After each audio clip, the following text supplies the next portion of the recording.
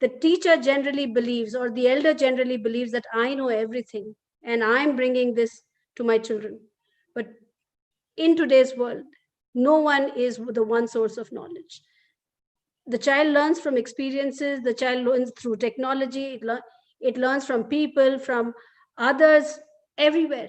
And therefore, as teachers and guides and philosophers, we all need to be just facilitating that journey of self discovery, self motivated learning, lifelong learning, if we want our children to be making the best of the experiences that they come through. This is again something that I find very typical of the Indian or the Southeast Asian culture, is the protectiveness, the cover that we, the shield that we make around our children, and say, I want to protect you from each experience, and therefore from my experience, this is what it should be, and this is how you should, move forward. While I think that is absolutely wrong. Every child's experience is typical to her or him, and to enable that journey is what we should be there. We should be there to be with them when they fall and they need help. But to be protecting and overprotecting is something that we should stay off, and enable them to learn for themselves. um, Again, I'm going back to the presentation because it spoke about education being aesthetic and not anesthetic. So true. It is so true for us to, we all speak about 21st century skills, knowing that creativity is number one. But it dies out, and that doodle showed it very clearly. They're born with 100% of it, a 98% of it, and they fall down to around 30% by the time they are in grade 6. And who does that? The elder around, the teacher around, the parent around, because you're not supposed to ask questions. You're supposed to take what the elder says as the truth. And if you were to ask a question, then you are, not disciplined in classroom. Now, all that has changed a lot. It has changed. I come from a CBSE background. I know over the years that the CBSE has been increasingly speaking about personalized learning programs, saying that every child is different. And so each child needs to have their own path charted out for them, where they can learn from many, many different experiences and methods. There is a lot of talk about multiple intelligence. There is a lot of talk about art integration into learning. STEM has become STEAM, saying that you cannot do without the arts. The creativity comes from there. Science education is important, but so is art education. Talk about music and dance and culture and heritage. All of this is so finely, integrated into the system. But my question and my problem has always been that when you have a moral science class and a value education class and a peace education class and a happiness education class and a music and a dance and an art, learning doesn't happen. Learning happens when you live each one of it in the classrooms. So when the science teacher is talking about, biology, and she is talking about ethics, and she's talking about the beauty in nature, when she is talking about the rhythms, the biorhythms in the body with music and art and dance, that becomes learning, and that's going to be lifelong. Otherwise, a value based education class is a moral science class which is listened to with a story, and then there ends the matter. It is so important for children to live that experience and to see it in their context, for them to believe it and imbibe it. Now, who's going to do all of this?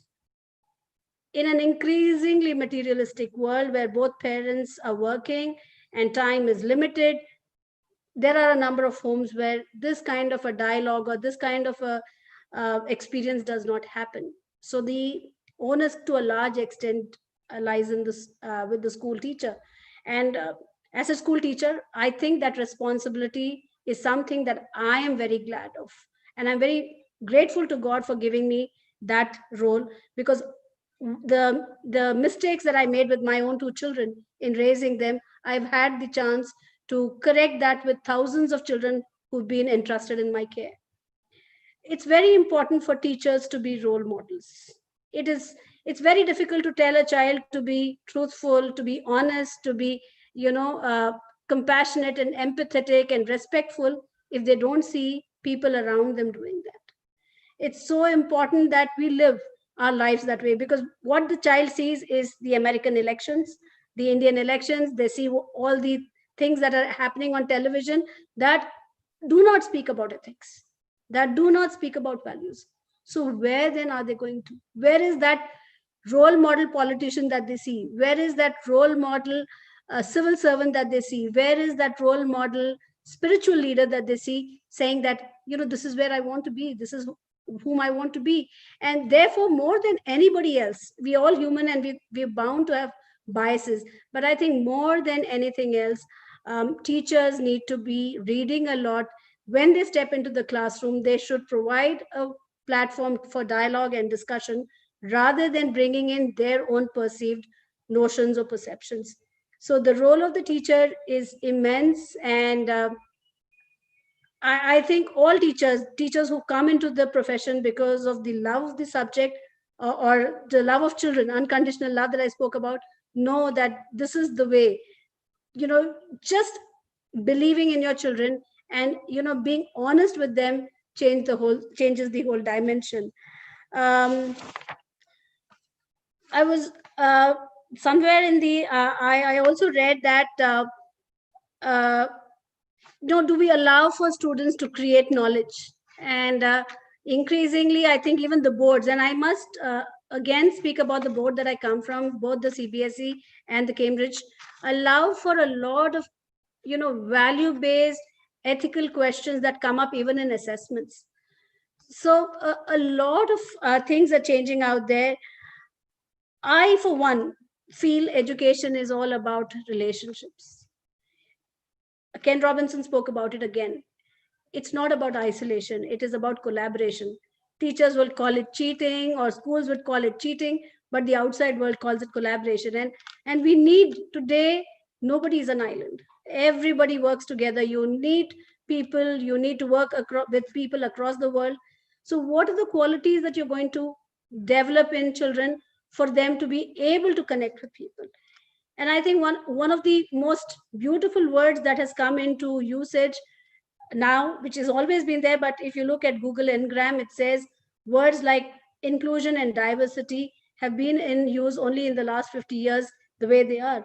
And to understand that the world is diverse, and in its diversity there is beauty, and for me to be understanding and accepting of all the differences is what makes me a more wholesome human being.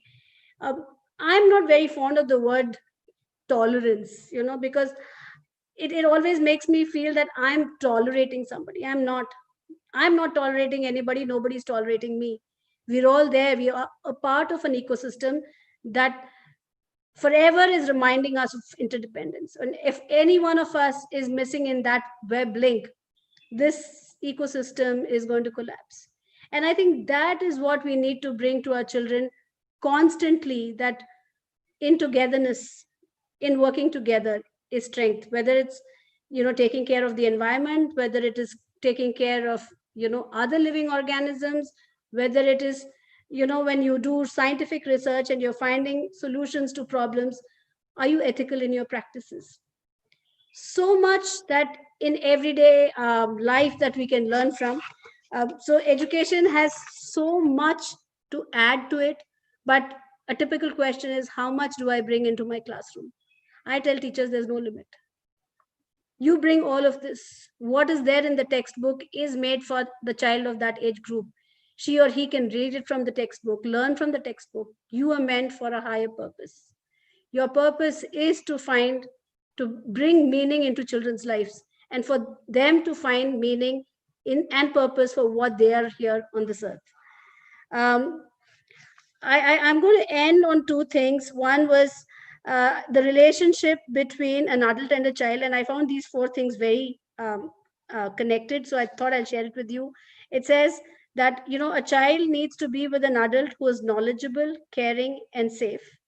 And the child who is nurtured by such an adult is curious, eager, and secure. I'd like to end on a Rig Veda quote that I'm very, very fond of. And I think That is also um, um, the motto of all of us who are here into education, is to be moving forward together. And it's sangachadvam samvadadvam. I'm not chanting the shloka, but I'd just like to read out to you all what it means. It says, may you move in harmony, speak in one voice, let your minds be in agreement, just as the ancient gods shared their portion of sacrifice. May our purpose be the same. May we all be of one mind. In order for such unity to form, I offer a common prayer. May our intentions and aspirations be alike, so that a common objective unifies us all. I don't think anything could be more appropriate than this in such times, and such quotes will always be eternal. And thank you for having me in. And I think education for all is a dream, and the world, specifically the United Nations, is making working very hard to make this happen by 2030. Thank you.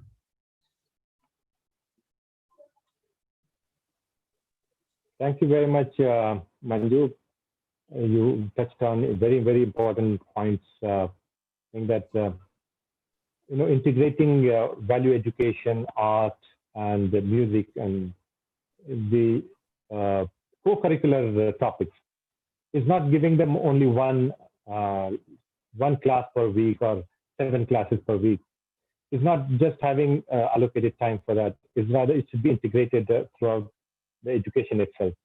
You spoke about the diversity, which is very important. The world is diverse, and that's what makes the world so beautiful. And once we accept that and we go ahead with that, of course, it's challenging, but it's very rewarding, and it's accepting reality. We can build a much better and much safer world for everyone.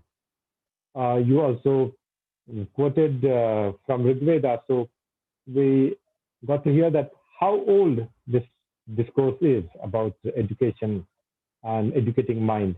Thank you very much for your session, Anju.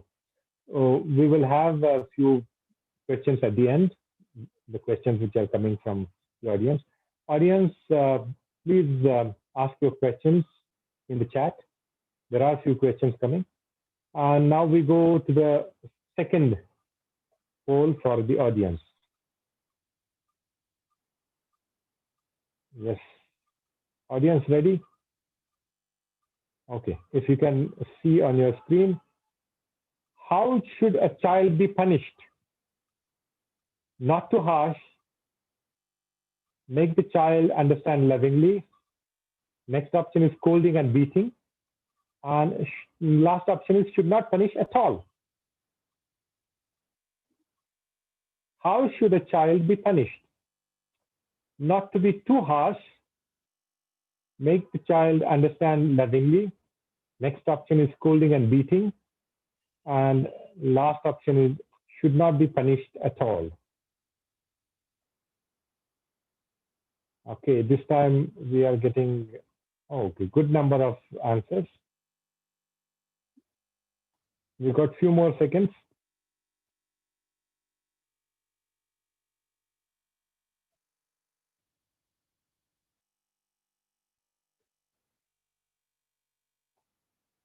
All right. So we end polling in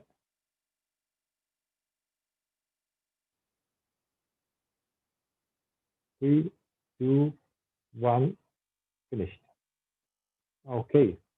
And we have the results here. The results say most of the people feel that we should make child understand lovingly. Some people feel that the punishment should not be too harsh, and some people feel that there should be no punishment at all. No one is fan of scolding and beating anymore. So we will we'll take this as the audience input. We will not discuss it here.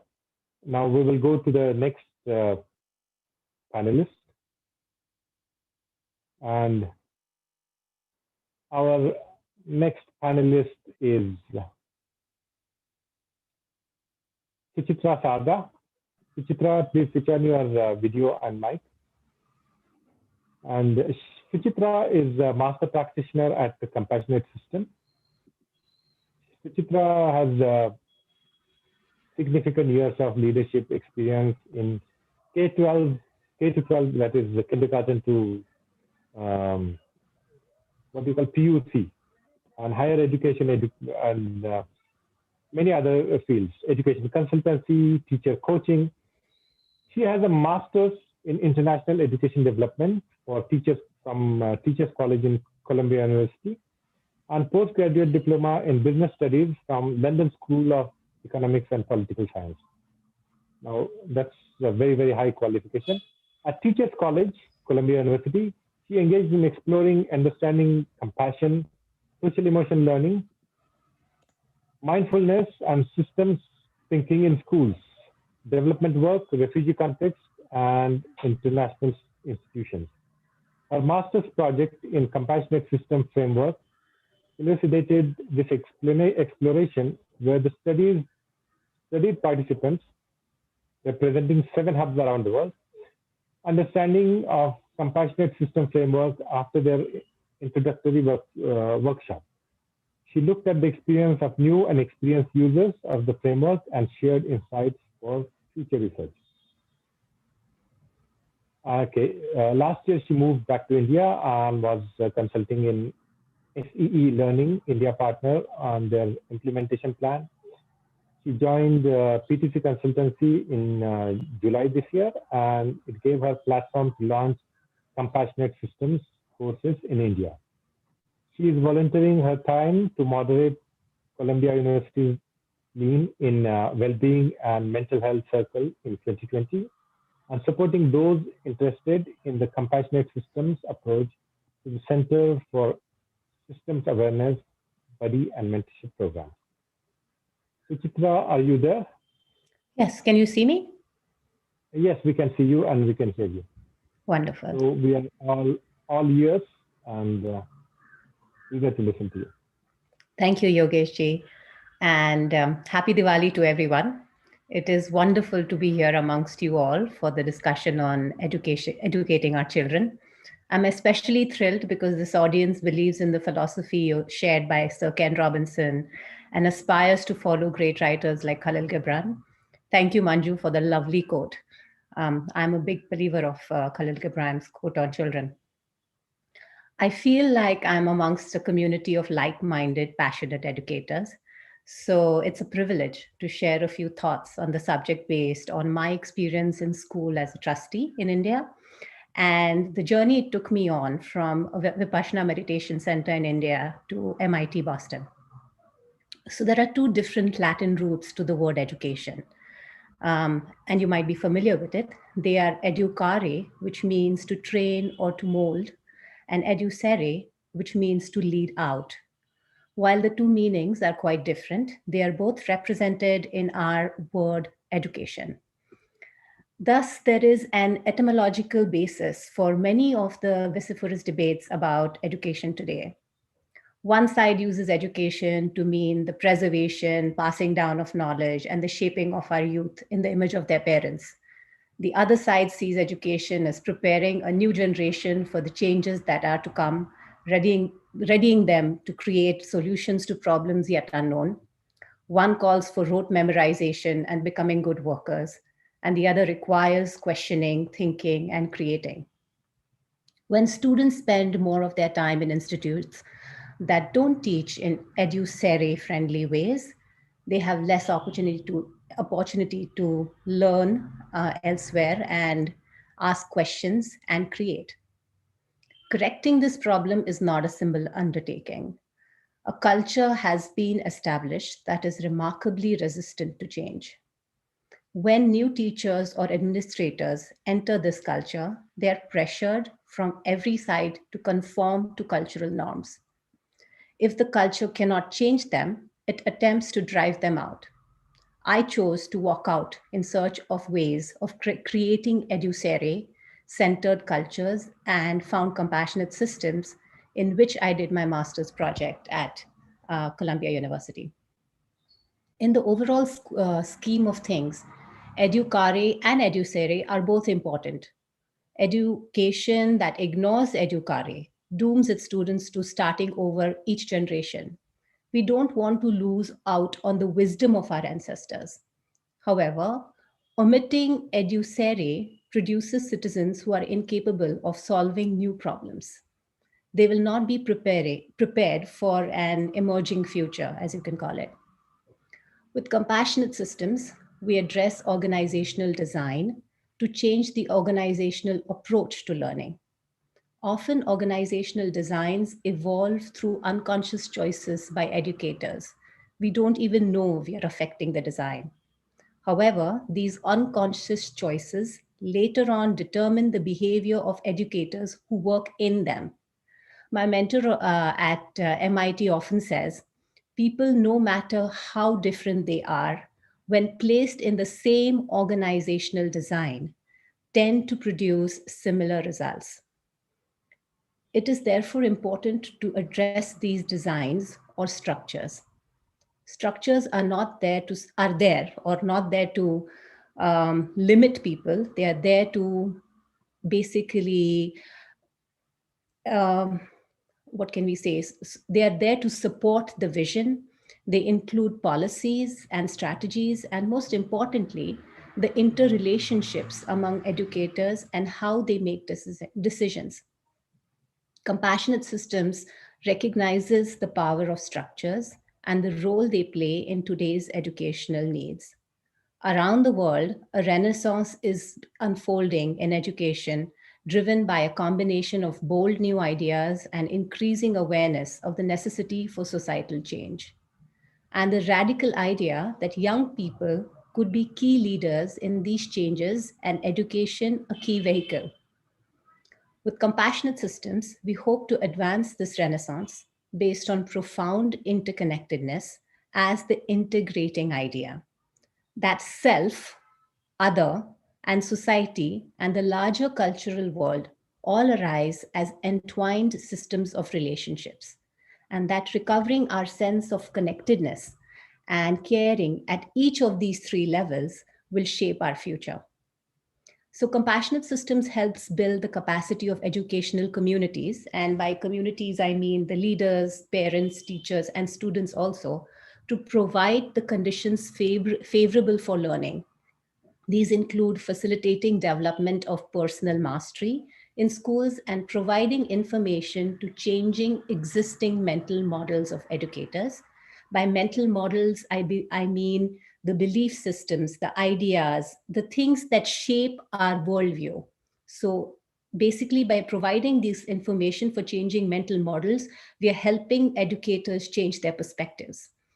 There must be a change in thinking from importance of grade to the importance of learning. Compassionate systems addresses this change in thinking, which is supported by organizational structures. It is almost as if you have to break the old mold to keep the new ideas from being forced into the same old shape. So our purpose is, first of all, it centers on reconnecting with and cultivating our truest nature as interconnected individuals. That is what we relate to as our personal, emotional, individual system, or the system of the self. Our purpose is to focus on developing our capacity for connectedness with one another and to intentionally shape and nurture more generative, relational, social fields and spaces. This is what we relate to as the system of the self and other.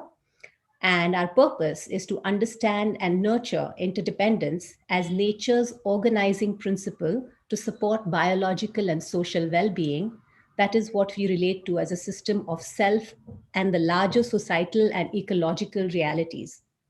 So using the systems perspective, compassionate systems utilizes core contemplative practices that help us get in touch with our own inner selves, social and emotional tools that help us relate to each other, and the systems of thinking dynamics to relate to and work in alignment with the larger ecosystem and social system that we are surrounded by. It is not an intervention, it is an approach that is woven into the fabric of structure of the school through its vision, mission, strategy, and tools. And as Manju mentioned earlier, basically, you cannot have expect your children to be compassionate, kind, and caring and good humans if the adults around them, if the system around them is not, living those or embodying those values. So that's what the approach is about, helping all in the system embody those values of compassion and care by creating systems that encourage this kind of behavior and leading to generative social fields. By generative fields, I mean that automatically keep multiplying. So for example, when you go to the Baha'i temple, I don't know how many of you have visited that, but when you go into that temple, it's just this amazing peace that one feels. And you could have been in any mindset. You could be, you could have been anxious before you went there, but when you go there, you feel the vibes. And that's a generative field. And that's what compassionate systems hopes to have, fields that are generative, where people, when they enter those fields, start behaving in a certain way, start feeling a certain way. And that's what we hope to do through compassionate systems. I could go on about how we do these interventions, but I want to be mindful of time. And therefore, I'll close now. And I thank the organizers for giving me this wonderful opportunity.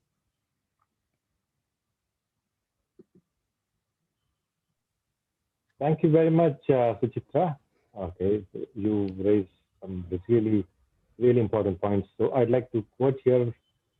It's a very nice quote from James Baldwin. It says, children have never been good at listening to their elders, but they have never failed to imitate them. And you highlighted this very much, that children are always imitating their elders, the adults who are around them. Thank you very much for bringing out the importance of balancing educare and edufere.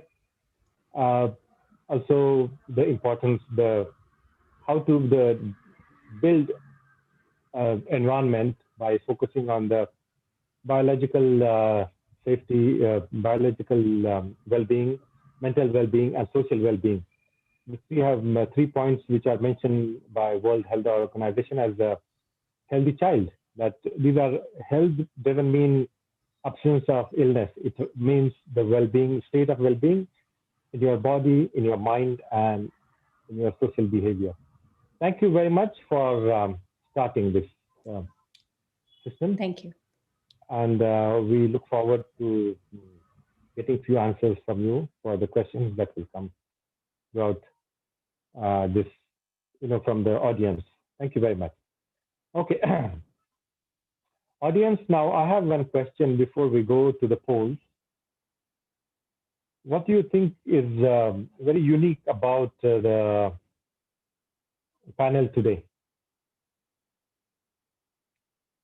If you have any answers, comments, please use the chat. What do you think is very unique about the panel which you are listening to today? Okay, so yes, we are getting some comments here, but we'll go to the polls and we'll come back to the comments from here. Yes, somebody said all women. I didn't realize that. I realized that all of them are very highly accomplished in their in the field of education, in different parts of education. One in the classroom education, one in the compassionate systems, and there are 2 more coming who are also different aspects of education. There is another quote which says, a classroom is 4 walls with the future inside. And that's what Manju highlighted in her speech very well. Okay, so we go to the next poll, and it says,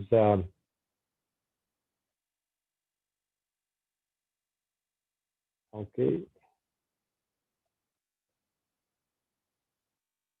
How should parents react if teachers complain that the child is not up to the expectation? How should parents react if teachers complain that the child is not up to the expectation? First option, hit the child. Second option, argue with the teacher. Third option, work in collaboration with the teacher to help the child. And last option is make fun of them.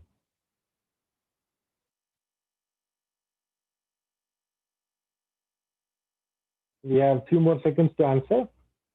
How should parents react if teachers make complain that the child is not up to the expectation? First option is hit the child. Second option is argue with the teacher. Third option is work in collaboration with the teacher to help the child. And last option is make fun of them.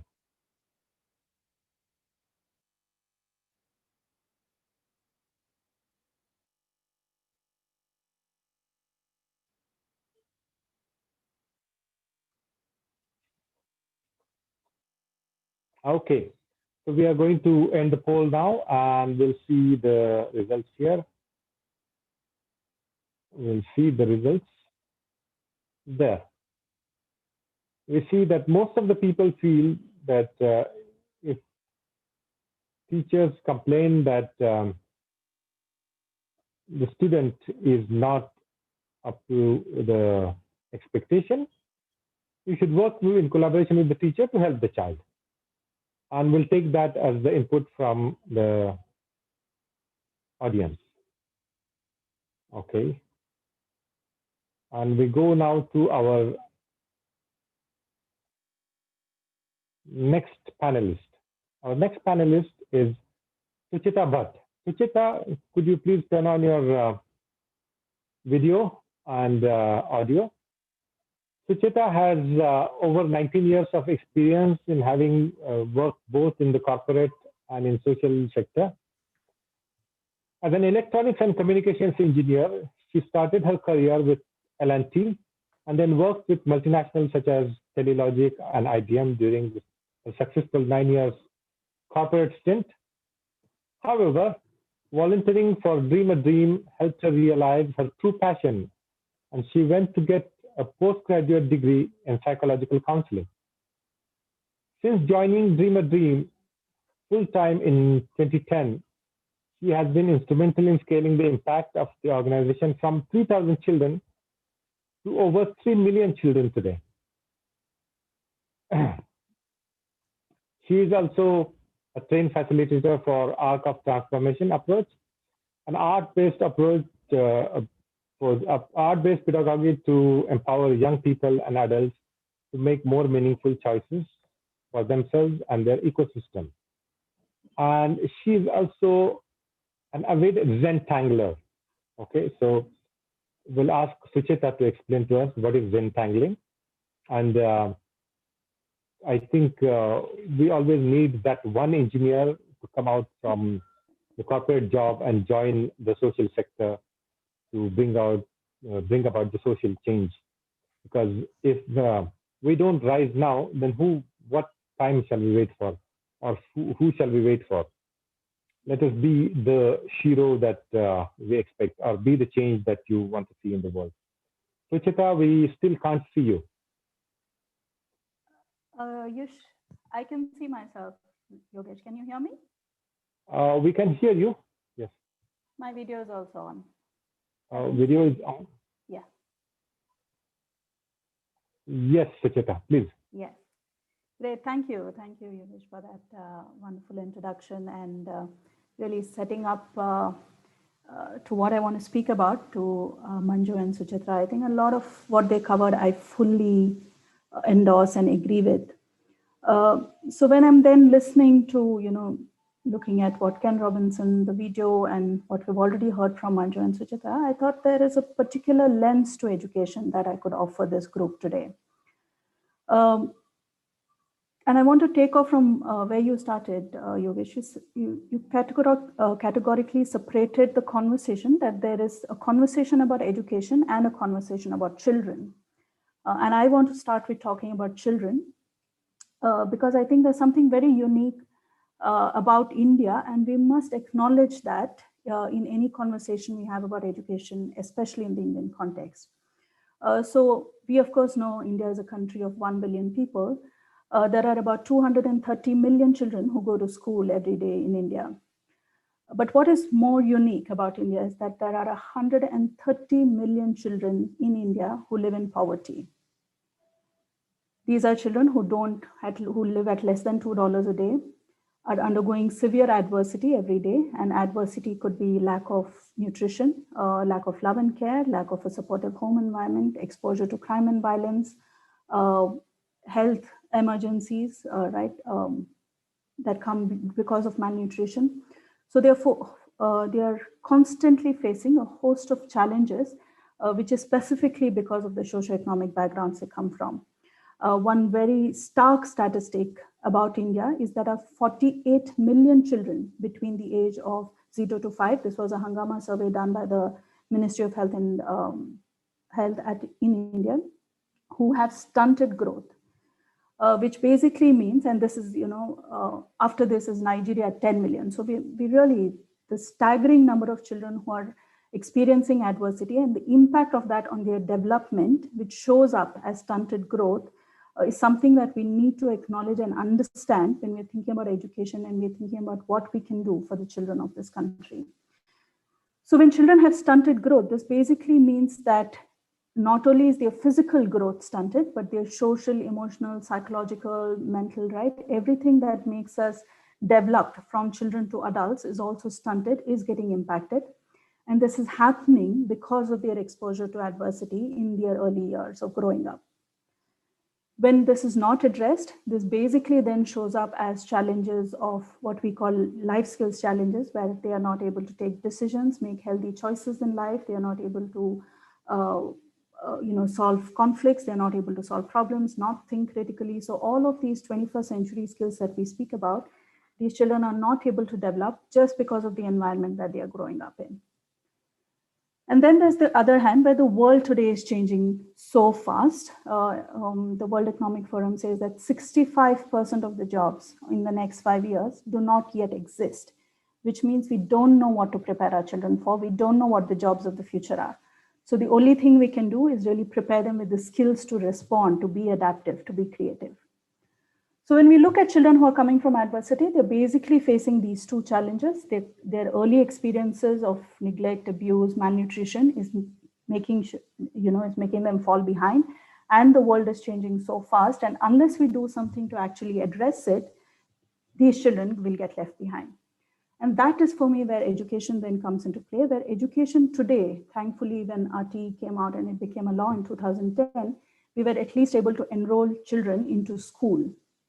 And at primary levels today, we have about 97% enrollment in schools.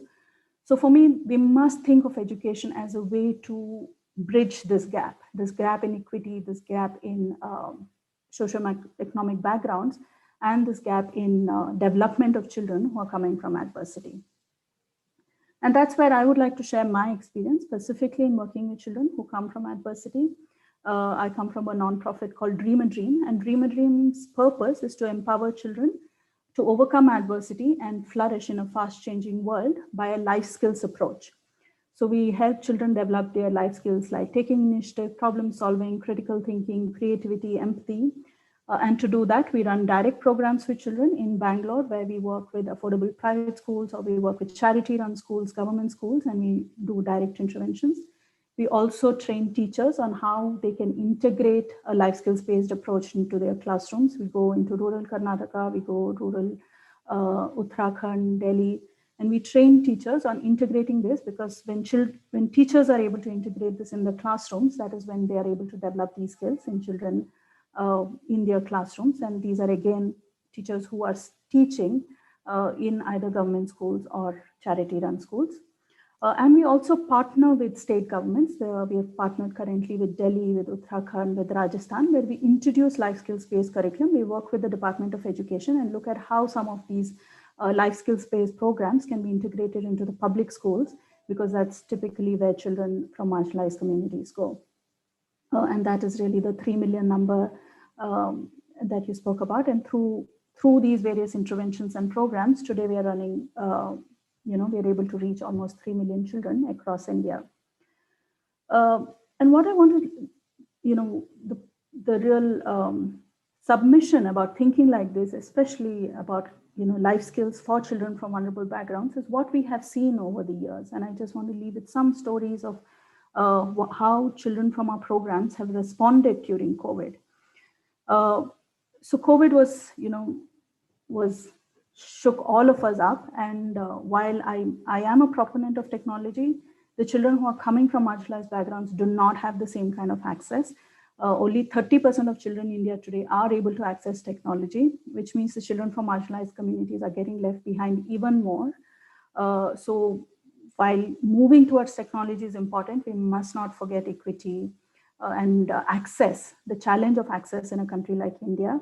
And we must be very aware that we are leaving millions of children behind when we are suddenly moving to technology without the infrastructure for children from marginalized backgrounds to reach there.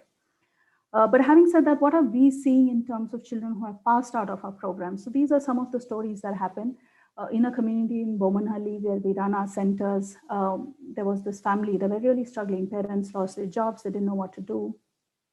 So this young person who was part of a program, his parents were tailors, and that's how they lost their jobs, because all garment factories were shut during the lockdown.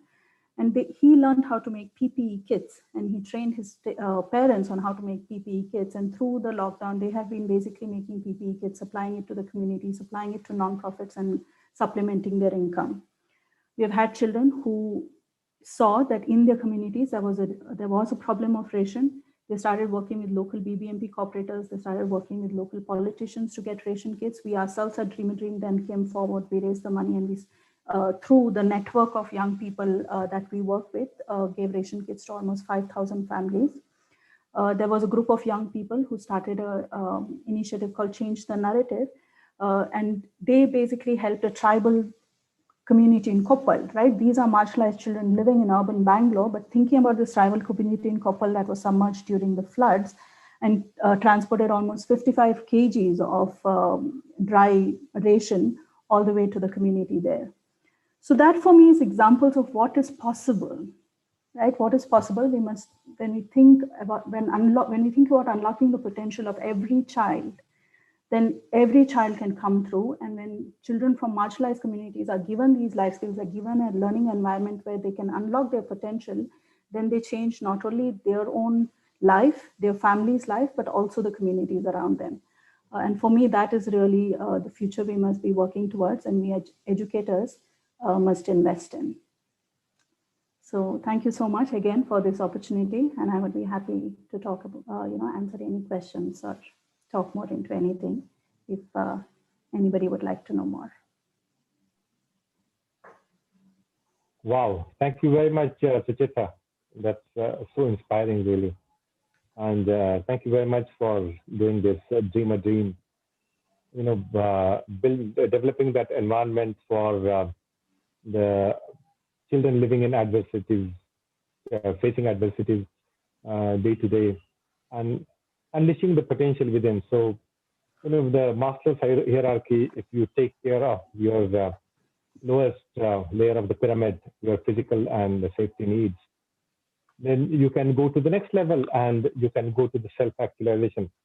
So inspiring to see that these children who are facing adversities themselves, they came up, they thought about it, and they actually helped someone else in trouble. In Koppal, the people living suffering because of the floods. Or that one child who trained parents to stitch PPE kits and supplement their incomes in the time of trouble. Thank you very much for doing this. And you brought up a very important point about the equity. Equity, it's a very important discussion that we need to have, especially in a country like India, developing country, where there are out of 250 million children, many of them don't have, only 30% have access to technology. And how do we give access to knowledge, or how do we give access to education if technology becomes the challenge for access? Thank you very much for everything. And especially thank you again for starting or leading Dream a Dream, going from 30,000 children to 3,000 children to 3 million children. I wish the 3 billion goes back to 3,000 so that everybody is out of that adversities. That would be a beautiful day. Thank you. Thank you. So we look forward to your inputs on the questions that will come to the audience. We'll have a question for the audience once again, a poll question. Okay. What is the impact of technology, that is mobile, TV, etc., on children's development? Is it positive? Is it negative? Or does it depend on the use? Is it positive? Is it negative? Or does it depend on the use? What is the impact of the technology, that is mobile, TV, other things, on children's development? Is it positive? Is it negative? Or does it depend on the use? We'll give approximately 75 seconds for everybody to reply to this question, this poll question.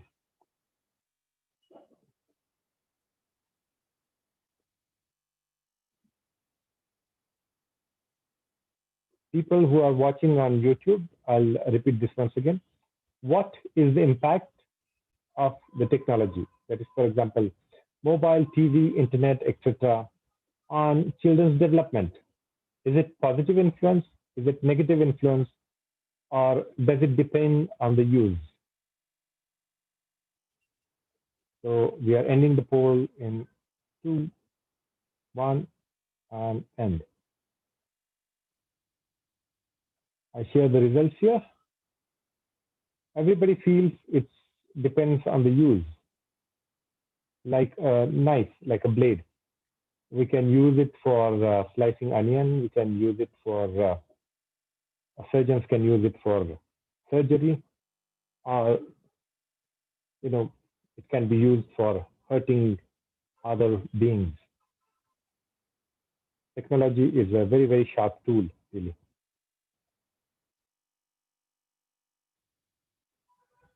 So going back to that question which I had asked about what is special about the panel today. And one of the panelists said, the panel is all women. So Suchitra, actually, I should, I should thank you for counting Sir Ken Robinson as a woman, because he was our first panelist, because his speech keeps coming back again and again in the discussion. And what is special about women is women can do everything that men can do, most of the times better. But in the qualities of intuition and compassion, they are far ahead of men. And I would say, yes, Sir Ken Robinson was excellent in qualities of intuition and compassion.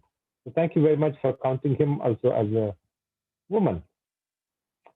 Our next panelist, we are already the fourth panelist. Okay. Our next panelist is Izzat Yaganagi. Izzat, could you please turn on your video and audio? Izzat is head of the experiential learning programs at India Hikes. India Hikes is India's biggest trekking company. She is a counselor, trainer, and mediator by profession and training. She's also an avid trekker and promotes sustainable living. Before joining India Hikes, Izzat has masters in education. She worked extensively with schools, companies, and parents as counselor and trainer.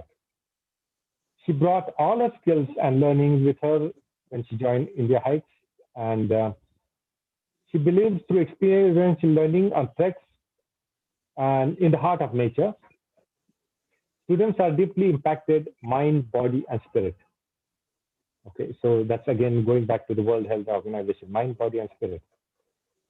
Programs for children, junior youth, and she also, as a member of the Baha'i community, she's been involved for many years in the programs for children, junior youth, and she has tutored a number of programs, study circles designed by Ruhi Institute to empower adults and junior youth and children. And in the matter, building the community, one child at a time, one junior youth at a time, and now one batch at a time in the mountains. Is that we are all yours?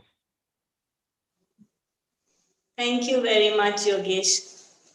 I'd like to first say that I'm really privileged to have listened to Manju and Suchitra and Suchita, and I know there are many people in the audience as well who are very passionate about education and children as much as the rest of us. And what I really loved about what Manju said was that she had quoted from the Rig Veda, and I think we are all in it together, and we are all, there's a common objective that is unifying all of us here today. And I completely agree with Suchitra when she says that when favorable conditions are created, when we provide the conditions for growth, then putting a child into that environment naturally results in growth. So the power of structures is really very strong. And what Suchita is involved in so passionately, unlocking the potential of every child. And this is the work that all of us are actually involved in, unlocking the potential of every child. This brings me to the angle that I would like to take today is basically coming from what Sucheta said. That is the job of every educator, whether it's parent or teacher or anybody at all, is to unlock the potential of every child. And every child has the potential of being the light of the world. All of us know that children have great potential, but how do we unlock it? One of the things that I do as part of my work is working with children in the outdoors. So we take children on programs into the Himalayas, into the hills around the cities, and we help them to engage with nature. One of the main reasons for this is because children nowadays are completely cut off from nature. Very few are privileged and have the opportunity of engaging with nature and learning the lessons that nature has for them. And what I have seen in my experience of having taken thousands of children into the mountains, into the hills, on treks, on programs, where we specially design programs where they work together in teams, where they learn to help each other, where they go through hardship, where they climb a hill, where they achieve things that they have never done before. Most of them have lived such sheltered lives, and all of us try so hard to cater to all the needs of children to such an extent that they don't really know how to cater to their own needs anymore, or how to prepare themselves for a future that is so uncertain as all of us have agreed upon. So what can prepare our children for such an uncertain future?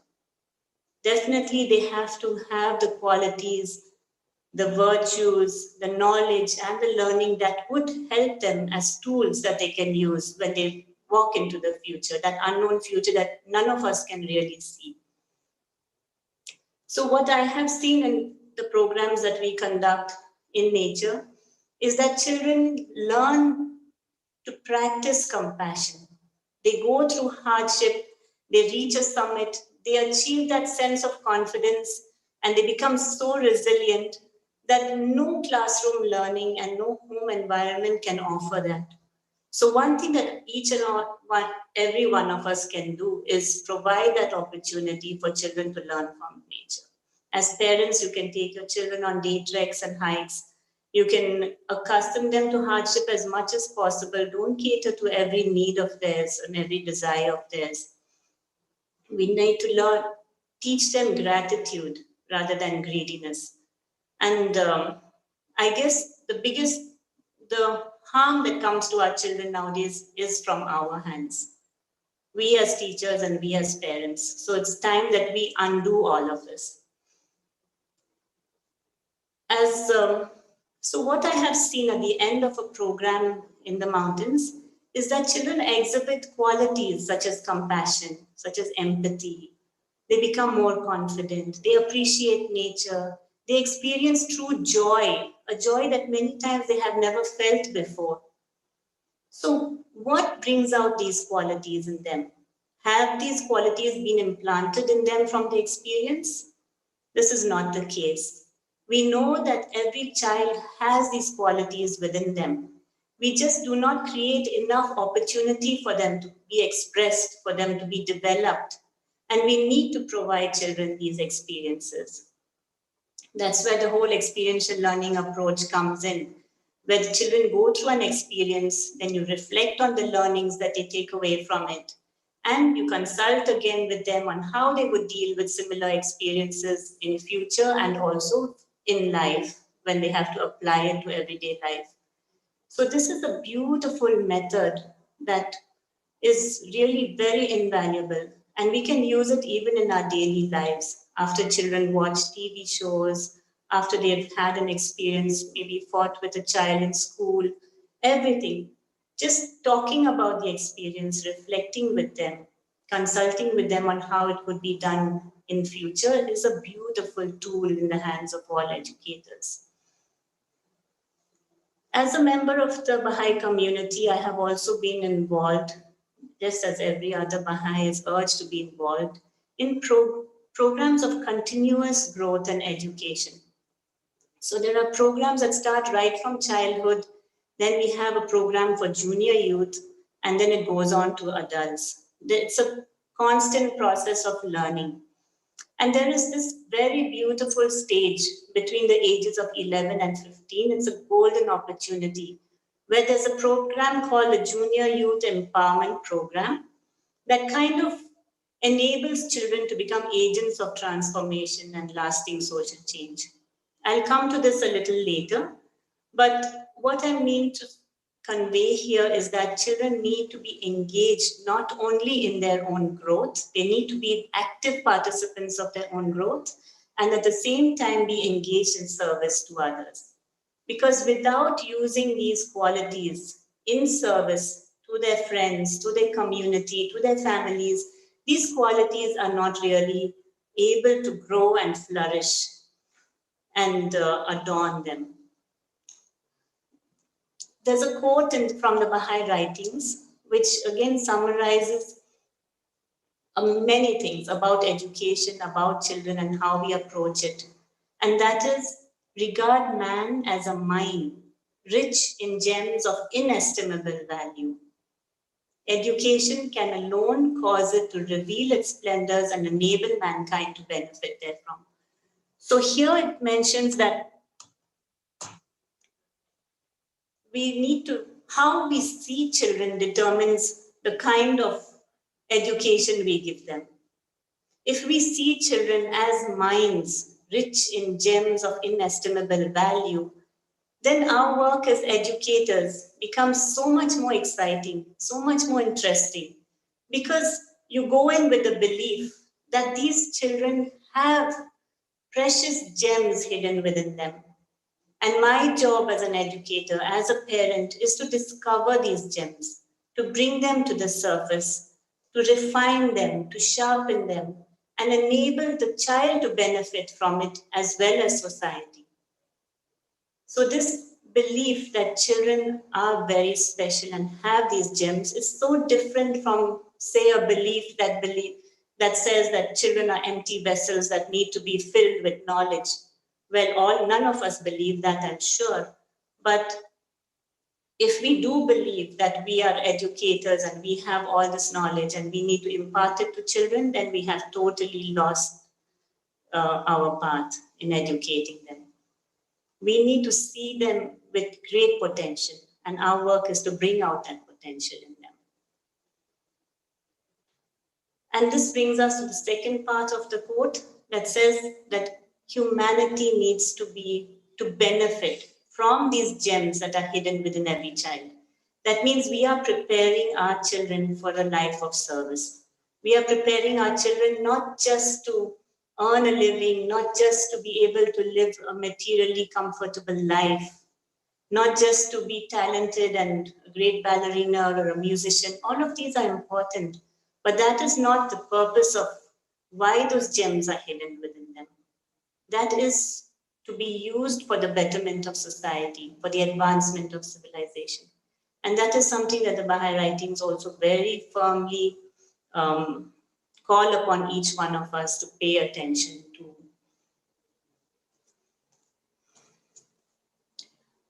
So this Junior Youth Empowerment Program that I had mentioned earlier is a program for 11 to 15-year-olds. And this is a beautiful resource that's open to everybody. Through this, children, and they enhance their power of expression, it sharpens their spiritual perception, and it enables them to analyze the constructive and destructive forces in society. Because children are bombarded with all kinds of things from all directions.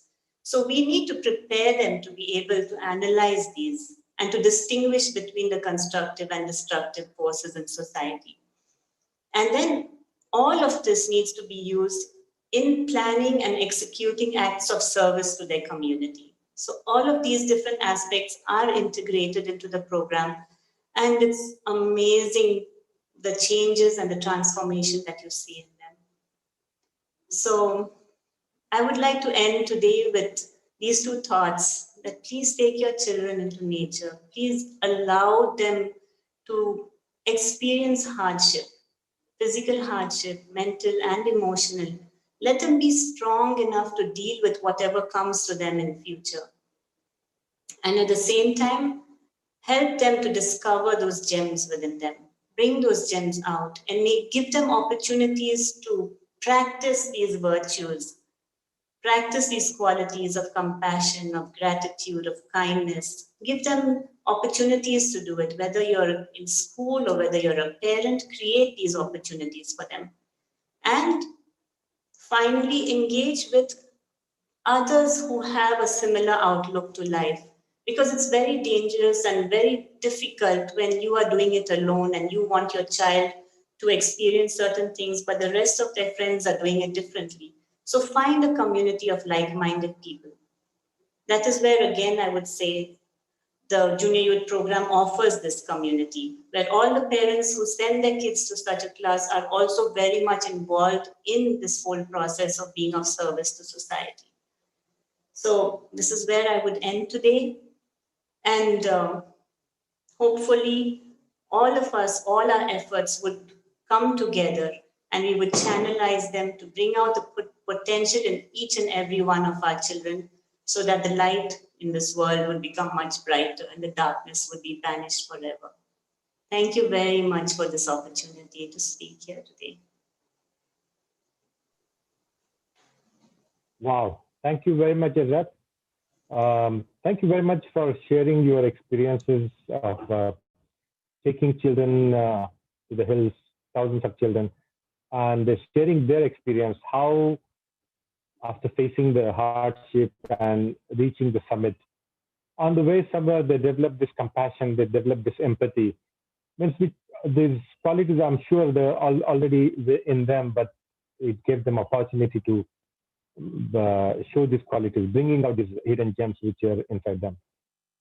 You know, there is, I would like to quote from the Baha'i writing, one more quote. It says, which you emphasize also in your talk. Every child is potentially the light of the world, and at the same time, it's darkness. Therefore, must the question of education be accounted as of primary importance. So, your contribution to the society as a teacher of children model classes or junior youth animator of junior youth empowerment programs, or collaborator of study circles. We are very grateful for that, because you know, you are bringing all your learning, all your experiences, and you are focusing that for to build these children, develop these children not only as agents of their own transformation, but as agents of the social transformation, the society that they live in. So they are changing themselves, and they are changing the society around themselves. So they are becoming the light of the world, which they are meant to be. Thank you very much for your presentation. Okay, so we'll go for one more last poll question for the panel, for the audience. And the poll question is, what is moral education? Is it knowing one's religion, or is it to excel in studies, or to imbibe all good virtues? What is moral education? Knowing one's religion, to excel in studies, or to imbibe all good virtues?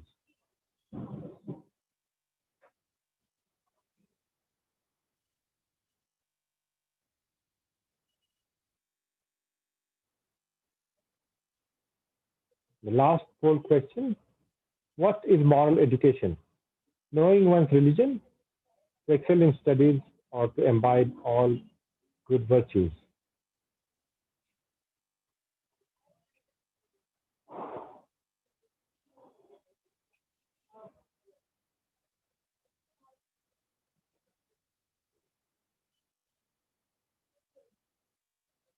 Okay, so we are going to close the poll in next few seconds. What is moral education is the question. And let's see the results. Most of the people feel that it's to imbibe all good virtues. That's moral education. And okay, we had fantastic talks by the 4 panelists. If you want, you can give them a hand. You can applaud for them. I think there is a feature on your. You can actually show a reaction like this, clap, and it shows. So we have 4 speakers, actually 5 speakers, because I do still count Sir Ken Robinson as our first speaker. So everybody brought out one particular aspect of education, and child education especially. They focused on many different important aspects of it. And out of that, we have a few questions. I'll be asking these few questions to the panelists. And when the question is asked, please turn on your mic and video and answer. So the first question is for Manju. Manju, are you there? Yes, Yogesh, I'm there. Okay. How do you, as a teacher, bring out the potential hidden in a child? This is directly question asked to you. Thank you. I think Azmin asked this question, and I tried replying back to her on the group chat as well, personal chat. But like I said, a child is just not mine or yours. The child is everybody's, and so I think everybody engaged in the nurturing and the well-being of the child needs to collaborate.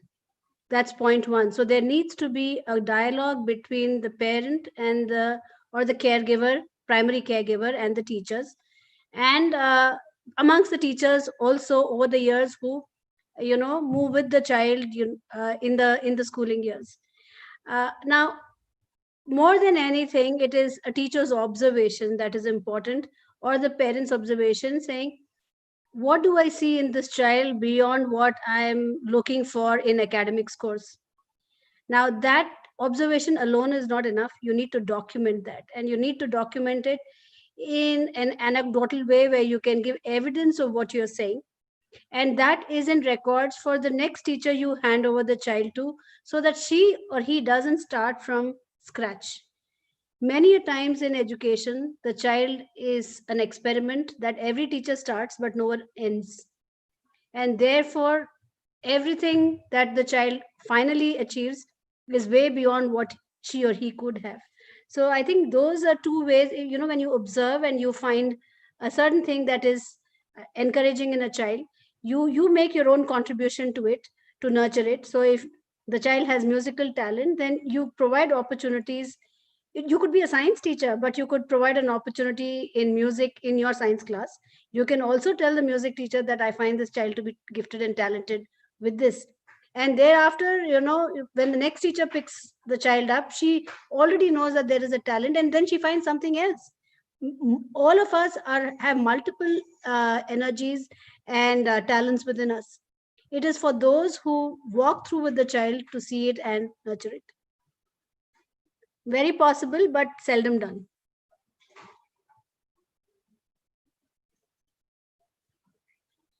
Does that answer my question, Yogesh ji? Of course, answers the question very well and beyond that. Thank you very much for that answer. Okay, next question. Okay, what is vital, effort or achievement? That would identify the best form of education. What is vital, effort or achievement? I think there was a talk about this, at least three panelists spoke about this. Should we focus on the score or should we focus on learning? So Chitra, could you please answer this question? What is vital, effort or achievement? It's important to first of all define what you mean by achievement. We have a very narrow definition of what achievement is. For me, the process matters as much as the outcome, it's the journey that is important. The learning journey is what really we take away and not a certain grade. That's like a Kodak moment. I believe the way we assess our children currently is like a photograph that you take. And if you're not smiling in that photograph, or if you're sticking your tongue out, then that's how you're going to look. But that's not how you always look. So unfortunately, the way we define and measure our achievement is so narrow that I would definitely say that do not base your life on those achievements, because that's very narrow and it can be very challenging for the kids. It can take away self-esteem. It can hinder their growth and learning. What matters is growth and learning, and that can happen in any situation and any environment. You don't need to necessarily be in a school for growth and learning to happen, as Izzat so beautifully spoke about it. So also the effort, sometimes we push kids too hard to, that hard work. Sometimes you have to just allow them to be. Being is important, getting in touch with your inner self, and seeing what you connect with. And we are so focused on the outside and focused on what the other is doing that we forget to actually connect with the other. And we can only do that if we are connected with ourselves. So again, effort also is very narrowly defined. We look at effort as hard work. I would say more being with yourself, being with the other, connecting with the other, finding that strong interconnectedness, that interdependence, and working in collaboration will be the way forward for us and should really be the way today as well. Yeah. I don't know if, yeah. Thank you very much for that elaborate answer, Suchitra. Thank you very much, Lily. No one could have put it better. Okay, so the next question is, I'll put it to Izzat. It's not a question, it's a comment, but we'd like to hear a little bit about this comment from Izzat. Using nature as a tool and metaphor for daily reality works. I'm sure this question is pertaining to education. Using nature as a tool and metaphor for daily reality. It works in education. Izzat, could you please talk about this little?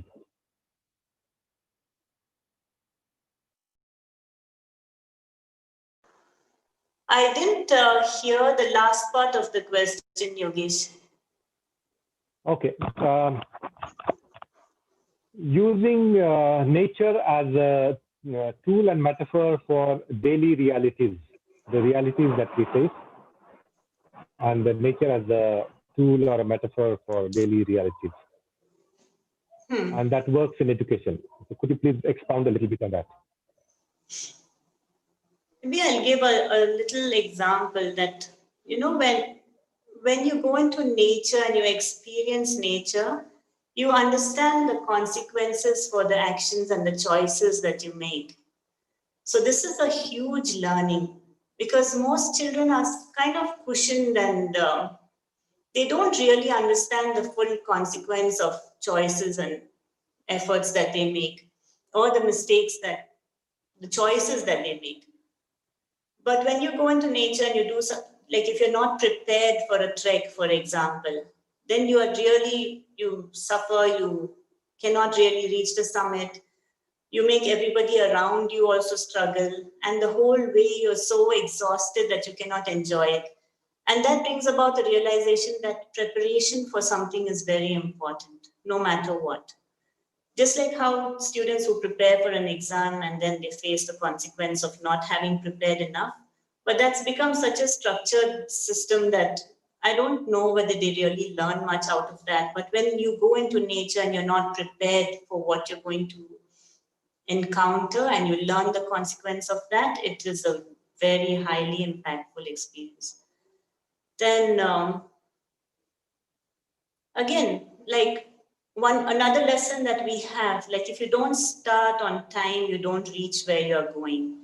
So again, things like procrastination, like not waking up in time, not doing the things that you are supposed to do to prepare in advance to leave at a certain time so that you can reach. Because, for example, when we take children into the mountains, it gets dark really soon. And if they don't start on time, they will not able to reach the summit, and then they don't get to experience it and they have to turn around and come back. So all of these small things that when you go into nature and you learn, because nature doesn't decide to punish you. Nature doesn't decide, oh, you were a bad child, you did not do this, so let me punish you by, giving you this consequence, which is what we do as parents and teachers. So putting kids into natural conditions and enabling them to experience it fully without fear that maybe the experience would be a little too harsh is a huge learning. And really something that all of us need to consider very strongly for our children. Yogeshji, can Yes, I just add to what Izzat said? of course, please. Yeah. Please. So coming from a background of biology where I teach about nature all the time, there are innumerable lessons that man can learn from nature, whether it's competition, and that's what we are reading in the news every day about the virus. The virus is getting weaker. If it's going to be as potent and dangerous, it's going to die out with the human race.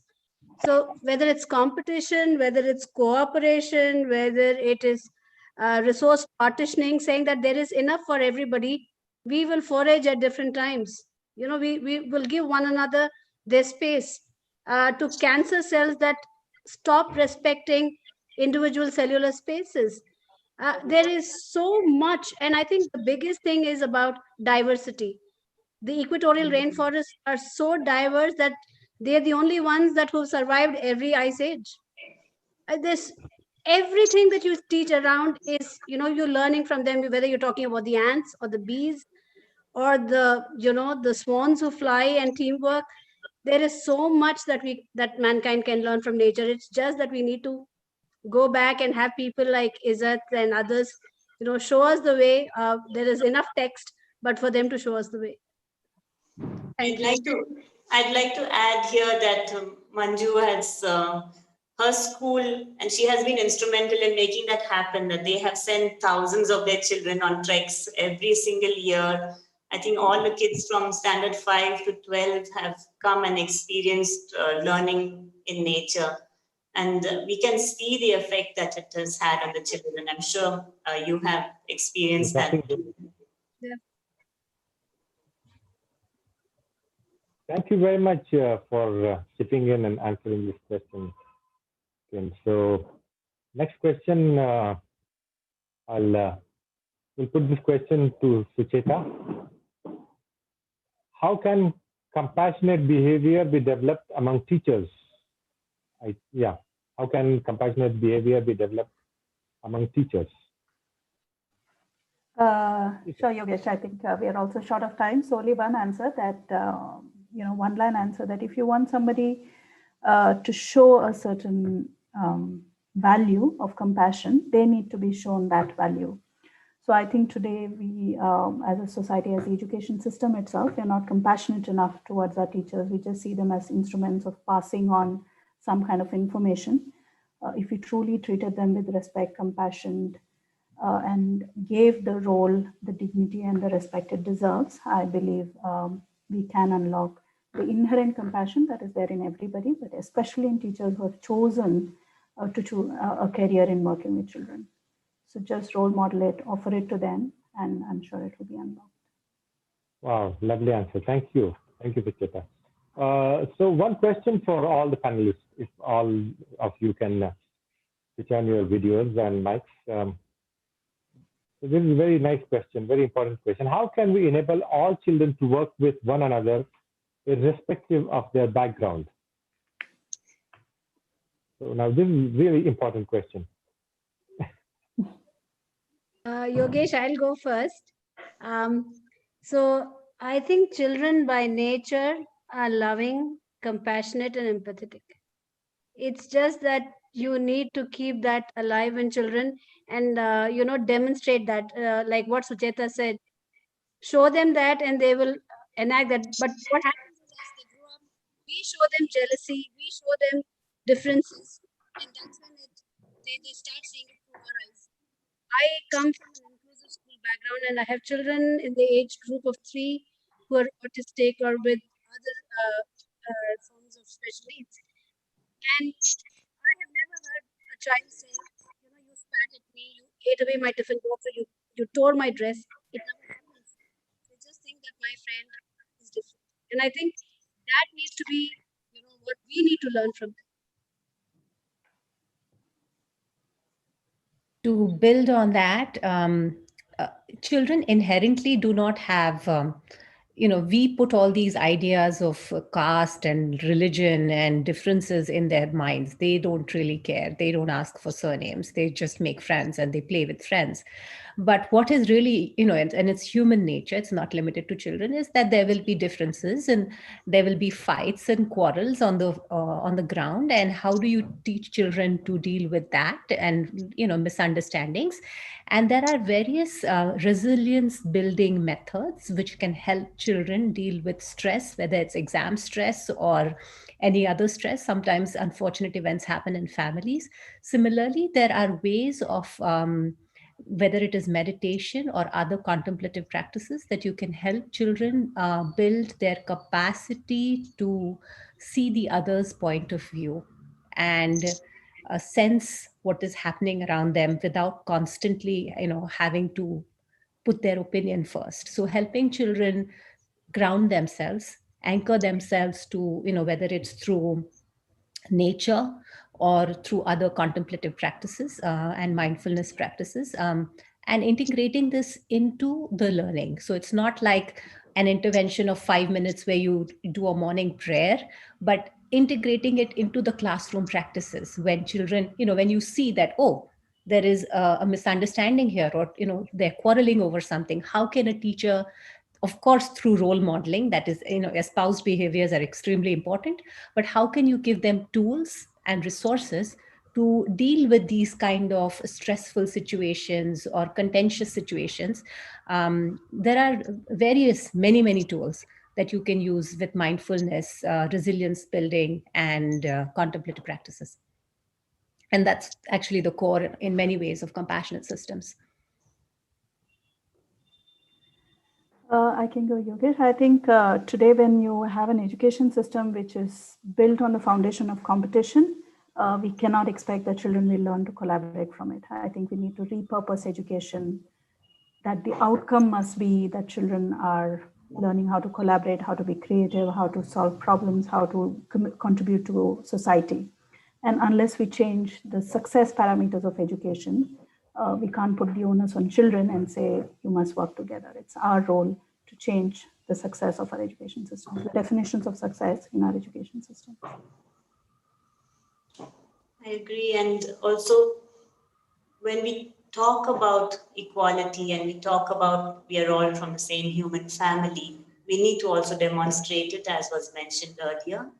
We need to also give children an opportunity of experiencing how it would be in different cultures, with different people, going through the same experiences that they have. And I think there's no better way than, again, as I mentioned earlier, engaging them in acts of service in their community and to the wider community as well. So when they are out there working along with others, no matter who, and we do this consciously knowing that we are trying to build bridges, remove prejudices, work towards unity, then I think it would be very, very effective. It's not enough to just talk about it. We'll have to show it in action and involve them in it at the same time.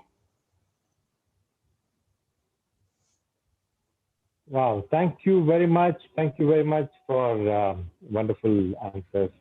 First of all, thank you very much for joining us, sparing your time and joining us and sharing your experiences, your thoughts, your learnings, your ideas with the audience, enriching our minds, our thought processes, and doing what you're doing actually. Thank you very much for everything that you're doing. You very well represented almost every aspect of education, the mental education, the moral education, experiential learning, and you covered well-being of children as biological, physical well-being, the mental well-being, social learning. Amongst four of you, you covered everything so beautifully. And of course, thanks to Sir Ken Robinson, though physically not with us, but he's always with us. So thank you very much. With this, I encourage all the other audience to switch on your videos, and you can clap silently to thank all our audience. And Yogeshji, please do tell us what we have in common. You are all highly achieved, in your field of education. And I'm honored to host this evening for all these fantastic 4 plus Ken Robinson. Yes. Everyone, come here. Thank you very much. It was a pleasure being a part of this panel and connecting with so many messages, and I see that there's a really passionate community of people who are participating here today. Thank you very much. Okay.